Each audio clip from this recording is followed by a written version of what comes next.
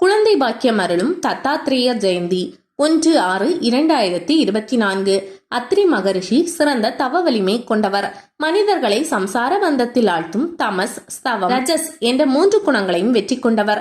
மேலும் மனைவி, மகன், பொன் ஆகியவற்றை பெற்ற போதும் அவற்றின் மேல் பற்று இல்லாமல் வாழ்ந்தவர். காமம், குரோதம், லோபம் ஆகிய 3 குணங்கள் சிறிதும் இல்லாதவர். எனவே இவரை அத்ரி என்று மற்றவர்கள் அழைத்தனர். அதற்கு ஏற்றாற்போல் இவர் மனைவி கொஞ்சமும் ஆசூஜை இல்லாத சிறந்தவளாக திகழ்ந்தார். ஆசூஜை என்பது மற்றவர்களின் நல்ல குணங்களைக் கண்டு பொறாமைப்படுதல். எனவே அத்ரி மகரிஷியின் மனைவி அனுசூயா என்று அழைக்கப்பட்டார். ஒரு சமயம் பிரதிஷ்டானம் என்னும் ஊரில் கௌசிகன் என்பவன் இருந்தான். இவன் முன்ஜென்மத்தில் தன்னை உயர்ந்த குலத்தில் பிறந்தவனாக நினைத்து சில குறிப்பிட்ட பிறவினரை தீண்டத்தகாதவர்களாக எண்ணி ஒதுக்கி வைத்தவன். எனவே இந்த பிறவியில் மற்றவர்கள் அருகில் செல்லவும் தயங்கும் தொழுநோய் உண்டானது. இதன் காரணமாக அவனால் நடக்கக்கூட முடியவில்லை. அவன் மனைவி மகா பதிவிரதை, கணவன் மேல் அளவில்லா பற்று கொண்டவள். அவன் தொழுநோயாளியாக இருந்த பொழுதும் அவனுக்கு தேவையான பணிவிடைகளை மனம் கோணாமல் செய்தாள். ஒரு சமயம் மிக அழகான விலைமாது ஒருத்தியை கௌசிகன் கண்டான். இந்த பெண்ணை அடைய வேண்டும் என்று முடிவு செய்தான். காமம் கண்ணை மறைக்கும் என்பார்கள். இவன் புத்தியையும் மறைத்து விட்டது. கௌசிகன் தன் மனைவியிடம், அந்த விலைமாதை எப்படியாவது என்று நான் சந்திக்க வேண்டும். நம்மிடம் உள்ள பொன்னை எல்லாம் மூட்டை கட்டி எடுத்துக்கொண்டு வா என கூறினான். கணவன் எண்ணத்தை நிறைவேற்றி எண்ணி நடக்க முடியாத கௌசிகனை கூடையில் வைத்து தன் தலையில் சுமந்து சென்றாள். அவர்கள் செல்லும் வழியில் மாண்டவியர் என்ற முனிவர் தவறு எதுவும் செய்யாத பொழுதும் கழுவேற்றும் தண்டனையை பெற்று அதனை அனுபவித்துக் கொண்டிருந்தார். ஒருமுறை ஆழ்ந்த தியானத்தில் இருந்தார் மாண்டவிய முனிவர்.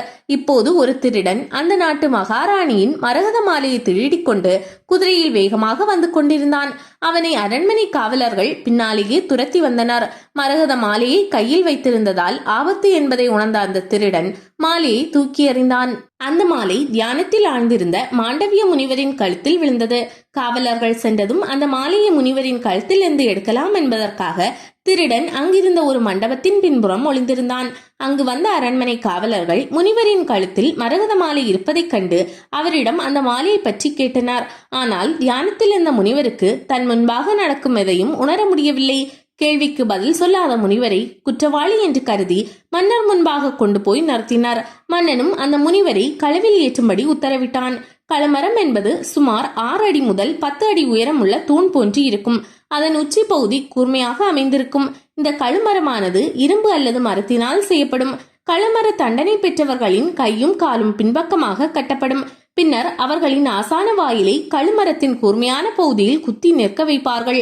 அது அவர்களின் உடலை துளைத்து மறுபக்கம் வழியாக வெளியே வரும். கடுமையான குற்றம் புரிந்தவர்களுக்கு இந்த தண்டனை வழங்கப்படும். இந்த தண்டனையால் இறந்தவர்களுக்கு எந்த சடங்கும் செய்யப்படாது. அவர்களின் உடலை கழுகும் காக்கையும் கொத்தி தின்னும். மாண்டவிய முனிவரை இரும்பாலான கழுமரத்தில் ஏற்றி வைத்திருந்தனர். கௌசிகனை கூடையில் வைத்து அவன் மனைவி தலையில் சுமந்து சென்றபோது மாண்டவிய முனிவரின் மீது கௌசிகனின் கால் பட்டது. ஏற்கனவே துன்பப்பட்டு கொண்டிருந்த மாண்டவிய முனிவரின் வேதனையை அது மேலும் அதிகப்படுத்தியது. உடனே அந்த முனிவர், என்னை மேலும் துன்பத்திற்கு உள்ளாக்கிய நீ யாராக இருந்தாலும் சரி, பொழுது விடிந்து சூரியன் உதயமானதும் இறந்து விடுவாய் என்று சாபமிட்டார்.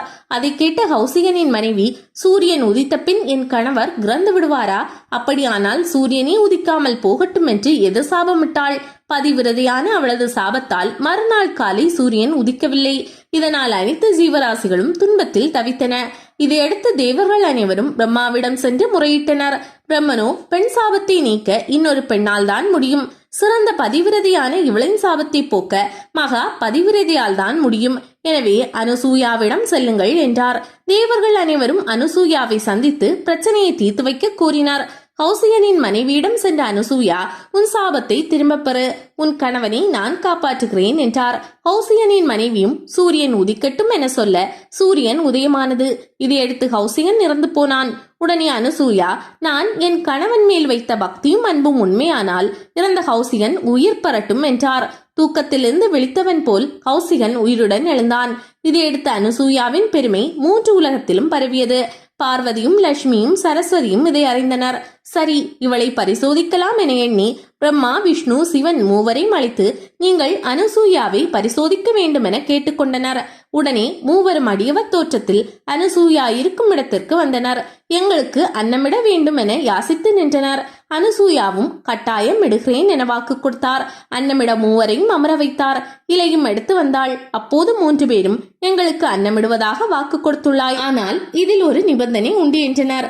அனுசூயாவும் உங்கள் நிபந்தனையை கூறுங்கள், கட்டாயம் அதன்படி தங்களுக்கு உணவு பரிமாறுகிறேன், உங்கள் பசியை போக்குகிறேன் என்றாள். உடனே மூவரும் நீ ஆடை இல்லாமல் வந்து எங்களுக்கு உணவிட வேண்டும் என்றனர்.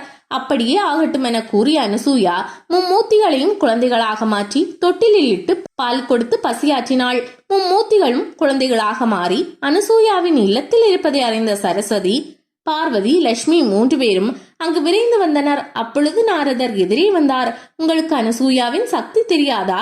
ஒரு சமயம் நான் இரும்பு கடலையை வறுத்து கொடுக்கும்படி உங்கள் மூவரிடமும் கேட்டேன், ஆனால் உங்களால் முடியாது என்றீர்கள். நான் அனுசூயாவிடம் சென்று அதே இரும்பு கடலையை வறுத்து கொடுங்கள் என்று சொன்னேன். அனுசூயா தன் சக்தியால் அதை வறுத்து கொடுத்தாள். அவளது பதிவிரதா தன்மை தங்களுக்கு தெரியாதா என்றார். முப்பெரும் தேவியர்களும் அனுசூயாவிடம் வந்து தங்களின் கணவன்களை மீண்டும் சுய உரு கொடுத்து அருள வேண்டும் என்று வேண்டி நின்றனர். அனுசூயா மும்மூர்த்திகள் மூவரையும் ஒருவராக மாற்றினாள். அவரே தத்தாத்ரேயர். இவரை வழிபாடு செய்வதால் குழந்தை பாக்கியம் கிடைக்கும். அனைத்து விதமான ஐஸ்வர்யங்களும் வாழ்வில் வந்து சேரும்.